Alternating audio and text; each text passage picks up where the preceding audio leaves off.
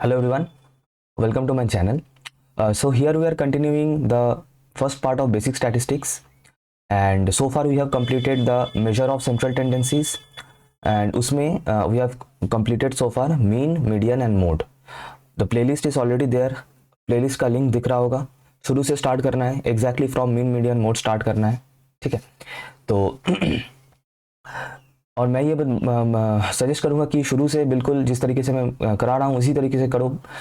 And में करेंगे तो उसको मतलब बाकी मत रखना, सो दैट एंड में जाके वरना रश हो जाएगा. So start from the very beginning the way we are doing it. ठीक है, अच्छा. तो measure of central tendency we have completed. Now after that in the syllabus we have measure of dispersion. ठीक है, तो again बिल्कुल same as same as central tendency, dispersion भी एक कंसेप्ट है. दिख रहा होगा यहाँ पे मेजर ऑफ डिस्पर्शन ऊपर में, तो डिस्पर्शन भी एक कंसेप्ट है. अब डिस्पर्शन को मेजर करने के लिए, that is to measure the amount of dispersion, हमारे पास कुछ टूल्स है. तो सिलेबस में कौन कौन सा टूल्स है? एक है वेरिएंस, दूसरा है स्टैंडर्ड डेविएशन, है ना. एक है वेरिएंस, दूसरा है स्टैंडर्ड डेविएशन. ठीक है, अच्छा. तो वेरिएंस ही इंपॉर्टेंट है क्योंकि स्टैंडर्ड डेविएशन बेसिकली क्या होता है? वेरिएंस का पॉजिटिव स्क्वायर रूट. तो वेरिएंस का फॉर्मूला से ही स्टैंडर्ड डेविएशन का फॉर्मूला बन जाएगा. तो पहले हम लोग यहाँ पे जो समझेंगे दैट इज डिस्पर्शन क्या है, what is dispersion, and how to calculate और how to measure the amount of dispersion, कि कितना डिस्पर्स हो रहा है, कितना डिस्पर्शन हो रहा है. ये इसका मेजर मतलब अमाउंट मेजर करने के लिए जो टेक्निक मैं लगाऊंगा, मैजिकली उससे एक चीज निकल के आएगा. तो देखना है वो कैसे हो रहा है. तो let us start with the concept of measures of dispersion, and to be precise let us start with the concept of dispersion. अच्छा, डिस्पर्शन वर्ड का मतलब क्या है? मीनिंग कि डिस्पर्स होना, मतलब कितना फैल गया है वो चीज. ठीक है, सो समझने के लिए मैंने एक यहाँ पे एक एग्जाम्पल लिया है. एग्जाम्पल क्या है? देखो, 2 सेट्स ऑफ स्मॉल ए है. एक बच्चे का हैंड राइटिंग है, दूसरा एक एडल्ट का हैंड राइटिंग है. अब बच्चे ने जो ए लिखने का कोशिश किया है, स्मॉल ए, तो कोई थोड़ा सा किसी का लेंथ थोड़ा सा लंबा है, कोई थोड़ा सा छोटा है, कोई थोड़ा सा टेढ़ा मेढ़ा, है ना. क्योंकि बच्चे अभी तक वो प्रॉपर्ली लिखना नहीं सीखा है, उसका हाथ के ऊपर उतना ज्यादा ग्रिप नहीं आया, तो इसीलिए कोई ए बड़ा हो गया, कोई छोटा हो गया, कोई ए टेढ़ा, ऐसा ऐसा. लेकिन एक एडल्ट जो है, जिसको प्रॉपर्ली लिखना आता है, बिल्कुल ग्रिप है अपने हाथ के ऊपर, उसने सभी ए को प्रॉपर्ली एकदम सेम साइज का रखा है. ठीक है, अब देखो, अब मान लो देखो, बच्चा जो है वो तो जानबूझ के ऐसा नहीं कर रहा है, वो कोशिश कर रहा था सभी एस को सेम साइज का लिखने के लिए, लेकिन क्योंकि उसका अभी तक इतना ग्रिप नहीं बना है, तो कोई ये बड़ा हो गया, कोई छोटा हो गया, कुछ इस तरीके से. तो लेट अस अज्यूम कि जो एग्जैक्ट साइज वो लिखना चाहता था उसको मैं डिनोट कर रहा हूं एक्सपेक्टेशन ऑफ एक्स से, ई ऑफ एक्स. अभी एक्सपेक्टेशन ऑफ एक्स क्या है, ई ऑफ एक्स क्या है, उसका कुछ ग्लिम्स मैंने ऑलरेडी प्रीवियस लेक्चर्स में बताया हुआ है. मीन वाला जो लेक्चर है उसमें डिटेल में बताया. मोमेंट वाला जो लेक्चर बनेगा इसके बाद, उसमें और भी डिटेल में बताऊंगा एक्सपेक्टेशन ऑफ एक्स है क्या. फिलहाल के लिए इतना जान के रखो, expectation of x is basically लगभग जो वैल्यू हमें चाहिए, या फिर सिंपल वर्ड में expectation of x is nothing but average value और मीन, दैट्स इट. ठीक है, अच्छा फिर से बता रहा हूं. तो बच्चा जो है लिखना चाहता था, उसका जो एक्चुअल हाइट वो बनाना चाहता था of all the x's, that is he wanted expectation of x. ठीक है, मतलब expectation of x is the actual height जो लिखना चाहता था ऑफ ऑल द एस. लेकिन क्योंकि कोई ये थोड़ा सा लंबा, कोई, है ना, तो यहाँ पे ये जो एक्स रैंडम वेरिएबल है, इस एक्स रैंडम वेरिएबल क्या डिनोट कर रहा है? This x random variable is denoting the Heights of all the S. ठीक है, क्या बताया? X, capital x x random variable है जो कि डिनोट कर रहा है ये बच्चे ने जितने भी एज लिखा है उनका हाइट्स. तो कोई कम है, कोई ज्यादा है, दैट्स अ डिफरेंट केस. अच्छा, तो अब समझना, एक्स डिनोट कर रहा है हर एक ए का हाइट इंडिविजुअली एक एक करके, and expectation of x denote कर रहा है द एक्चुअल हाइट जो लिखना चाहता था, the average of all the Heights. ठीक है, जो स्टैंडर्ड साइज है, जो एक्सपेक्टेड साइज है, एक्सपेक्टेड हाइट है ऑफ द ए. ठीक है, अब क्या हुआ यहाँ पे, मान लो फॉर एग्जाम्पल, मान लो this is the expected one जो कि वो लिखना चाहता था. यही है वो एक्चुअल हाइट जो वो लिखना चाहता था, या फिर हम लोग इससे भी मान सकते हैं कि this is the actual height जो वो लिखना चाहता था, बिल्कुल इसी के जैसा, लेकिन नहीं हो पाया। तो अब हम क्या निकालना चाहते थे, डिस्पर्शन, दैट इज, इसका मतलब जो डिफरेंट साइज ऑफ ए उस बच्चे ने लिखा है वो कितना डिस्पर्स हो रहा है from the expected size that he wanted. मतलब डिस्पर्शन मतलब जो ए इस बच्चे ने लिखा है वो उसका हाइट कितना कम या ज्यादा हो रहा है from the expected value that he wanted to write. उसके लिए हमें क्या निकालना होगा, कैपिटल एक्स जो कि डिफरेंट हाइट्स डिनोट कर रहा है of all the S minus expectation of x. यही तो है वो अमाउंट। ये कौन सा अमाउंट है कि जो बच्चे ने जो लिखा है डिफरेंट ए का हाइट्स माइनस जो वो एक्चुअली लिखना चाहता था एक्सपेक्टेड हाइट। तो ये क्या दे, ये amount x minus expectation of x, ये हमें क्या बता रहा है, द अमाउंट ऑफ डिस्पर्शन, मतलब कम या ज्यादा, कितना कम कितना ज्यादा, that is denoted by this thing x minus expectation of x। अब सेकंड पॉइंट क्या है, देखो अब मैं मान के चल रहा हूं ये this is the standard height जो वो बच्चा लिखना चाहता था, लेकिन अब क्या है, अब अगर यहां पे देखोगे तो किसी a का हाइट इससे ज्यादा है, इससे ज्यादा है, बच्चे ने जो भी लिखा है ना, इसमें से कोई ए का हाइट उससे ज्यादा है, किसी भी ए का हाइट उससे कम है। इसका मतलब ये जो क्वांटिटी मैं यहाँ पे बता रहा हूँ ये कभी पॉजिटिव हो सकता है, कभी नेगेटिव हो सकता है। मतलब किसी ए के लिए ये पॉजिटिव होगा जिसके लिए ज्यादा है, हाइट ज्यादा है, और किसी ए के लिए ये नेगेटिव होगा, है ना। फॉर एग्जाम्पल मान लो ये वाला ए है जिसका हाइट ये स्टैंडर्ड ए से ज्यादा है, तो अगर मैं इसके लिए for this A x minus E x करूंगा तो ऑब्वियसली वैल्यू मुझे ग्रेटर देन 0 मिलेगा, पॉजिटिव मिलेगा। अब अगर ये वाला ए को कंसिडर करूं, देखो इसका हाइट स्टैंडर्ड ए के हाइट से कम है, तो अगर मैं इस ए के लिए x माइनस ई एक्स करूंगा तो ऑब्वियसली ये नेगेटिव होगा, लेस देन 0 होगा।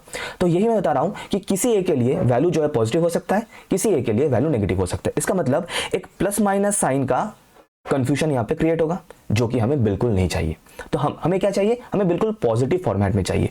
तो ये जो x माइनस ई एक्स क्वांटिटी हमें मिला था, दैट इज अमाउंट ऑफ कम ज्यादा जो हम कैलकुलेट कर रहे थे, इसका जो प्लस एंड माइनस का जो प्रॉब्लम हो रहा है, इसको दूर करने के लिए मैं स्मार्टली क्या करूंगा, होल स्क्वायर कर दूंगा। अब ये होल स्क्वायर करने का दो फायदा है, फर्स्ट फायदा ये कि ऑटोमेटिकली जो नेगेटिव क्वांटिटीज मिलता था वो स्क्वायर की वजह से पॉजिटिव हो जाएगा, और पॉजिटिव वाला तो और भी पॉजिटिव हो जाएगा।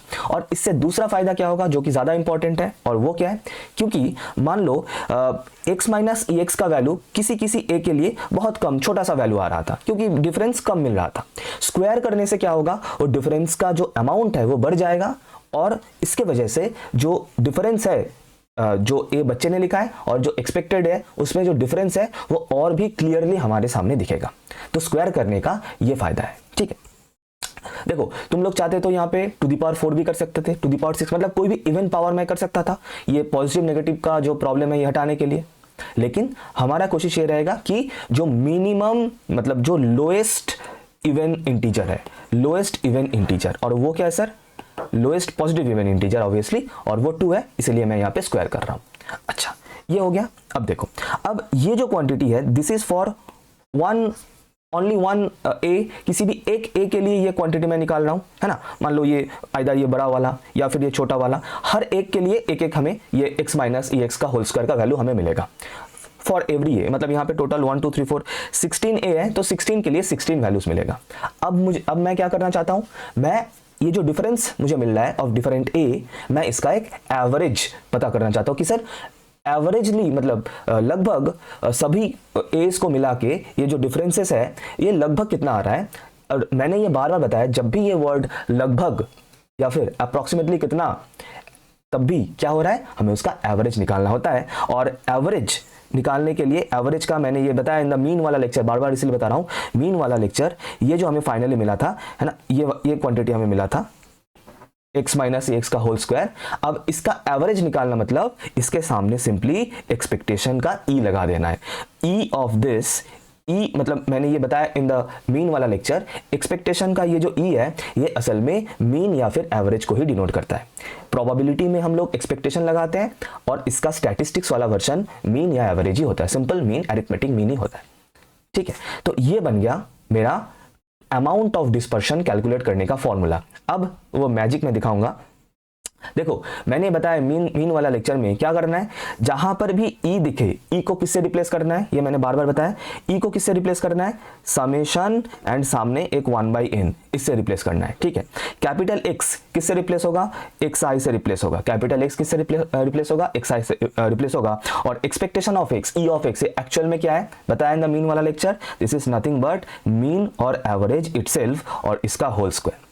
अरे सर ये फॉर्मूला थोड़ा सा जाना पहचाना लग रहा है, हम लोगों ने बचपन में ये फॉर्मूला देखा है। सर ये फॉर्मूला किसका फॉर्मूला है, this formula is nothing but variance का फॉर्मूला, वेरिएंस ऑफ एक्स का फॉर्मूला।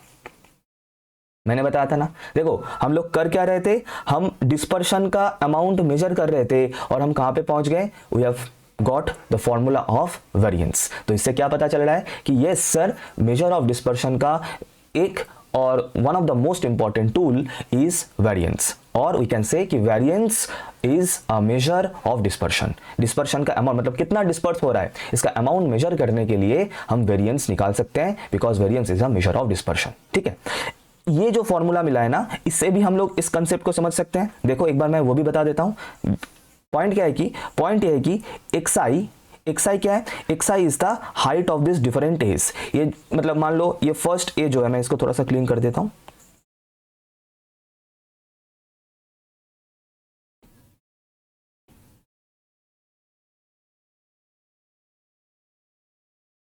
मान लो ये जो फर्स्ट ए है, फर्स्ट ए का हाइट इज x1, हाइट मतलब हाइट मैं बता रहा हूं, ये हाइट। सेकेंड ए का है x2, थर्ड ए का है x3, ऐसे करके up to x16 we have the data, the height of all the age. ठीक है, अच्छा, और x बार क्या है, the average height of all this age. ये सभी यहाँ पे जो टोटल 16 ए है, इनका हाइट्स को ऐड करना है, 16 से डिवाइड करना है, तो हमें अपना एवरेज मिल जाएगा x बार। अब मैं क्या कोशिश कर रहा हूं ढूंढने के लिए कि इंडिविजुअली हर एक ए का हाइट कितना वेरी हो रहा है, किससे, एक्स बार से, दैट इज एवरेज हाइट से। तो उसके लिए क्या निकालना है, एक्स आई माइनस एक्स बार। वही सेम फॉर्मेट फॉलो कर रहा हूं। अब ये क्वांटिटी किसी एक के लिए पॉजिटिव हो सकता है, किसी एक के लिए नेगेटिव हो सकता है, तो इसको दूर करने के लिए हम इसका स्क्वायर कर देंगे। स्क्वायर करने के बाद तो ये क्या मुझे मिलेगा, this is for all the, मतलब इंडिविजुअली हर एक ए के लिए ये हमें मिल रहा है, हर एक ए का हाइट उसके जो एवरेज हाइट है उससे कितना डिविएट कर रहा है, उसका ये हमें मिल रहा है। अब हमें क्या चाहिए, average amount of dispersion, average amount of dispersion for all the age. तो उसके लिए हमें क्या करना होगा, इसका सम लेके number of data, number of observation से डिवाइड कर देना होगा, तो ऑटोमेटिकली हमें क्या मिल जाएगा, वेरिएंस का फॉर्मूला मिल जाएगा। देखो दोनों बिल्कुल सेम है, बिल्कुल सेम है दोनों। तो इससे क्या पता चल रहा है, इससे यही पता चल रहा है कि डिस्पर्शन एक कंसेप्ट है। डिस्पर्शन को मेजर करने के लिए जो टूल यूज होता है, या फिर जो हम क्वांटिटी, जो टर्म हम कैलकुलेट करते हैं स्टैटिस्टिक्स में, that is nothing but variance, that's it. ठीक है, अच्छा, वेरिएंस का ये एक फॉर्मूला है। वेरिएंस का दूसरा एक और फॉर्मूला मैं इसे डिराइव करके दिखाऊंगा, मेनली जो फॉर्मूला क्वेश्चन सॉल्व करने में यूज होता है, अभी दिखाऊंगा। इसके बाद एक और चीज मैं बता दूं, ये नोटेशन भी जानना बहुत जरूरी है, ये एक्सपेक्टेशन वाला नोटेशन भी जानना बहुत बहुत बहुत जरूरी है, very important notation this one. ये भी वेरिएंस का ही फॉर्मूला है, we can say in terms of probability, and ये भी वेरिएंस का फॉर्मूला है इन टर्म्स ऑफ स्टैटिस्टिक्स। मैंने ये बार बार बताया, प्रोबेबिलिटी एंड स्टैटिस्टिक्स को मैं एक साथ लेके जाऊंगा, शुरू से बता रहा हूं, जो लोग फॉलो कर रहे हैं शुरू से, उनको ये सब चीजें अच्छे से समझ में आएगा, मुझे पता है। ठीक है, अच्छा, दूसरा, वेरिएंस से ही हमें स्टैंडर्ड डेविएशन मिल जाएगा। स्टैंडर्ड डेविएशन का फॉर्मूला क्या है, स्टैंडर्ड डेविएशन का फॉर्मूला क्या है, standard deviation is equals to positive square root of variance, positive square root of variance. ठीक है, मतलब ये जो क्वांटिटी हमें मिला है इसका स्क्वायर रूट कर देना है, मतलब सिंपली इसके ऊपर एक स्क्वायर रूट अप्लाई कर देंगे, कुछ इस तरीके से मिल गया, और बाहर एक प्लस साइन रख सकते हैं टू डिनोट की द पॉजिटिव, मतलब स्टैंडर्ड डेविएशन का वैल्यू हमेशा पॉजिटिव ही होगा, नेगेटिव स्क्वायर रूट हम लोग कंसीडर नहीं करेंगे in case of standard deviation, that's it. I hope ये बिल्कुल क्लियर है। ठीक है, अच्छा, अब देखो अच्छा, तो यही वो फॉर्मूला है जो मैं बता रहा था, this is the formula variance का, ये बिल्कुल मैंने डिराइव करके दिखा दिया।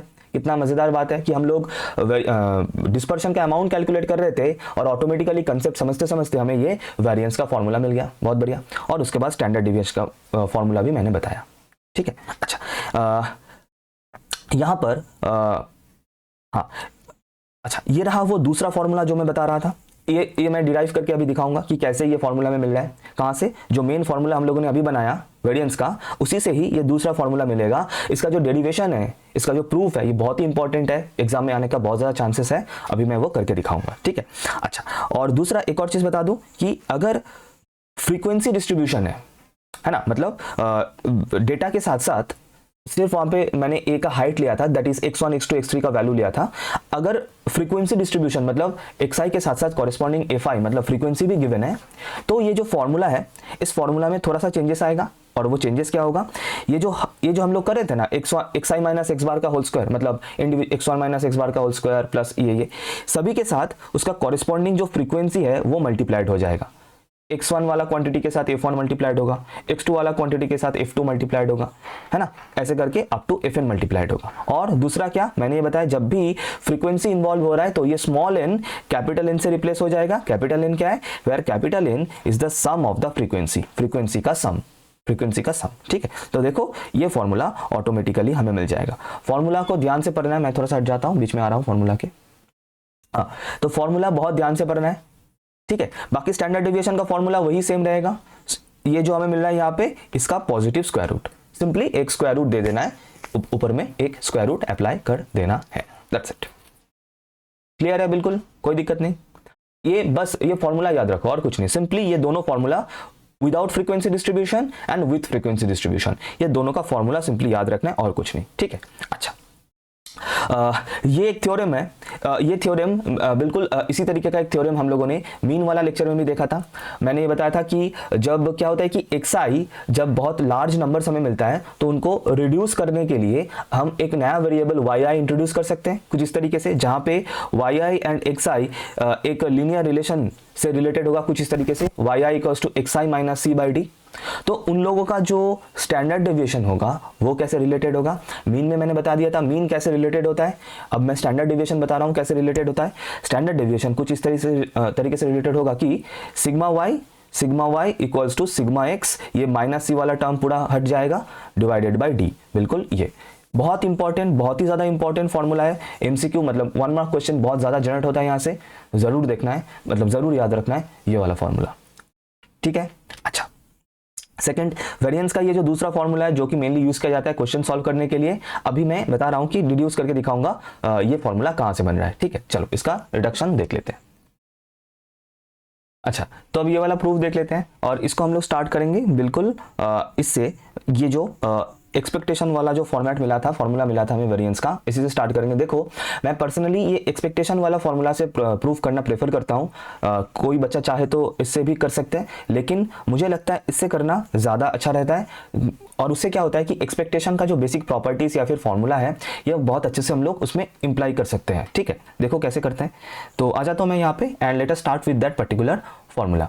तो वेरिएंस का फॉर्मूला हमें क्या मिला था, वेरिएंस का फॉर्मूला हमें मिला था, variance of x equals to क्या मिला था, in terms of expectation e of x minus expectation of x इसका होल स्क्वायर, बिल्कुल यही फॉर्मूला में मिला था, इक्वल्स टू। अच्छा, अब देखो ब्रैकेट के अंदर ये जो है ना x of e minus x का होल स्क्वायर, इसको मैं ब्रेक कर सकता हूँ in a minus b whole square का फॉर्मूला। तो बाहर में ये जो e है, एक्सपेक्टेशन का e है, इसको छोड़ देता हूँ थर्ड ब्रैकेट के अंदर, इसको मैं ब्रेक करता हूँ in the form of a minus b whole square का फॉर्मूला। तो क्या होगा, a square that is x square minus 2 into x into expectation of x, 2 into a b हो गया, है ना। इसको a समझना और मन ही मन में, और एक्सपेक्टेशन ऑफ x को b समझना, तो आसानी से ही समझ में आ जाए कि हो क्या रहा है। प्लस फिर उसके बाद b का square that is expectation of x का स्क्वायर, दैट्स इट, ये हो गया, रेडी है। अच्छा, अब क्या होगा, अब इसके बाद ये थर्ड ब्रैकेट को मैं, ये जो थर्ड ब्रैकेट है ना, इस थर्ड ब्रैकेट को मैं ओपन करूंगा, रिमूव करूंगा, ठीक है। तो इसमें एक्सपेक्टेशन का कुछ प्रॉपर्टीज है वो यूज होगा एक के बाद, चलो पहले लिख लेते हैं। तो जैसे इस थर्ड ब्रैकेट को मैं ओपन करूंगा तो ये ई जो है, एक्सपेक्टेशन जो है, ये इंडिविजुअली सभी टर्म्स के ऊपर, मतलब इसके ऊपर, इसके ऊपर एंड इसके ऊपर एक एक करके अप्लाई हो जाएगा। तो हमें क्या मिलेगा, expectation of x square minus expectation of, सभी के ऊपर ई अप्लाई हो रहा है, जैसे हम लोग डेरिवेटिव डिफरेंशिएशन अप्लाई करते हैं बिल्कुल उसी तरीके से, प्लस एक्सपेक्टेशन ऑफ एक्स का होल स्क्वायर, बस और कुछ नहीं, सिंपली ई अप्लाई कर दिया मैं इंडिविजुअली हर एक टर्म के ऊपर, कुछ इस तरीके से।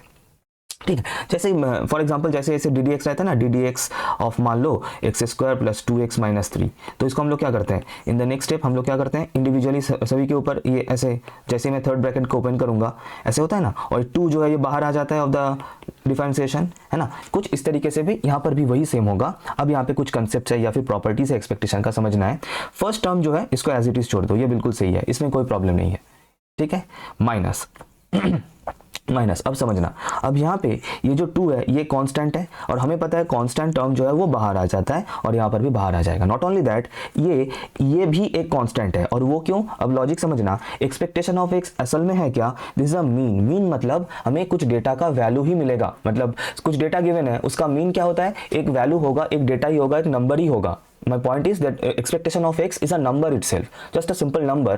तो 2 जैसा एक नंबर है, और जैसे कि डेरिवेटिव में भी जो नंबर होता है वो बाहर आ जाता है, 2 इस यहाँ पर भी बाहर आ जाएगा। सिमिलरली e ऑफ x जो कि मीन या फिर एवरेज को डिनोट करता है, क्योंकि वो भी एक नंबर है तो ऑटोमेटिकली वो भी बाहर आ जाएगा, ठीक है। तो क्या आ जाएगा यहाँ पे, तो 2 उसके साथ साथ एक्सपेक्टेशन ऑफ x, ये दोनों बाहर आ जाएगा, और अंदर रहेगा क्या, एक्सपेक्टेशन ऑफ सिंप ये वाला x जो बाहर अंदर था वो रह जाएगा कुछ इस तरीके से। फिर प्लस, अब इसको समझते हैं, देखो एक्सपेक्टेशन, अब समझना यहाँ पे कंसेप्ट समझना। एक्सपेक्टेशन का एक प्रॉपर्टी है, मैं यहाँ पे लिख दे रहा हूँ, बहुत ही इंपॉर्टेंट प्रॉपर्टी है एक्सपेक्टेशन का, बहुत ही ज्यादा इंपॉर्टेंट प्रॉपर्टी है। दैट इज क्या बोल रहा है कि expectation of any constant where a is any constant 2 3 4 5, मतलब एक नंबर है, expectation of any constant is itself that constant. मतलब ये प्रॉपर्टी एक्सपेक्टेशन का कि E of A is equals to A, कोई भी कांस्टेंट के ऊपर अगर मैं एक्सपेक्टेशन अप्लाई करूंगा तो वापस मुझे वही कांस्टेंट मिलेगा।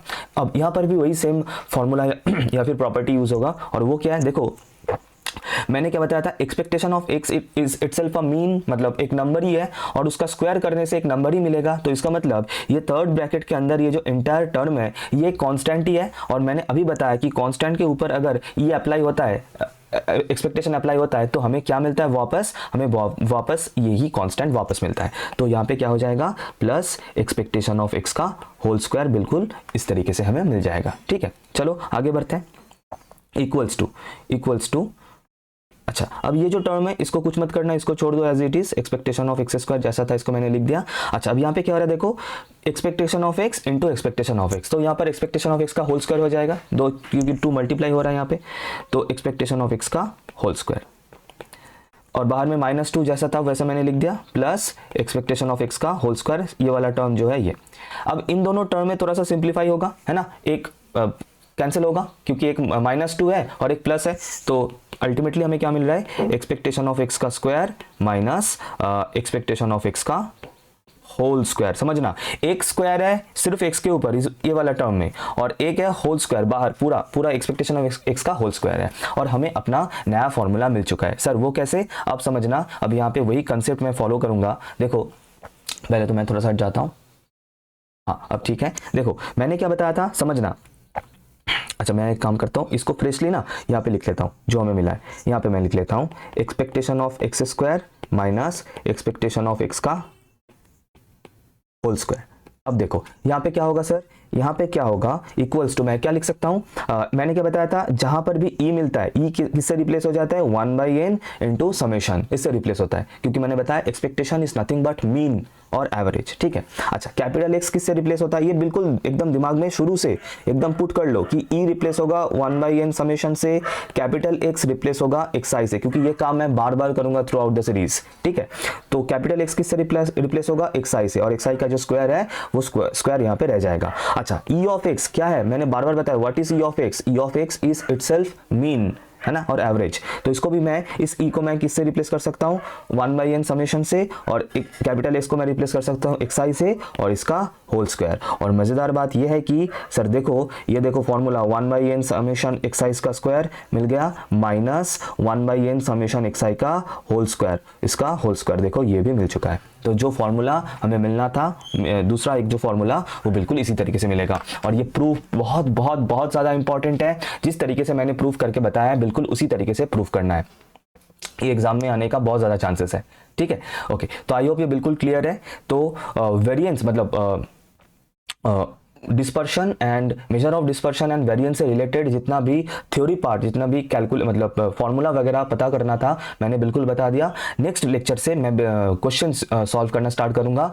हम लोग वेरिएंस एंड स्टैंडर्ड डेविएशन से क्वेश्चन सॉल्व करेंगे कुछ इस तरीके का। अच्छा, फिर दूसरा एक करेंगे कोएफिशिएंट ऑफ वेरिएशन, ये दूसरा अलग वीडियो बनाऊंगा। तो मेनली ये वाला क्वेश्चन हम लोग सॉल्व करेंगे इन द नेक्स्ट वीडियो। इस वीडियो के लिए मैं यहाँ तक रख रहा हूँ। आई होप ये कंसेप्ट पूरा क्लियर है तो एक लाइक जरूर करना और कमेंट में मुझे बताना कि कोई भी कंसेप्ट समझने में कहीं पर अगर कोई प्रॉब्लम है तो डेफिनेटली बताना in the comment section. So thank you everyone, मिलते हैं नेक्स्ट वीडियो में।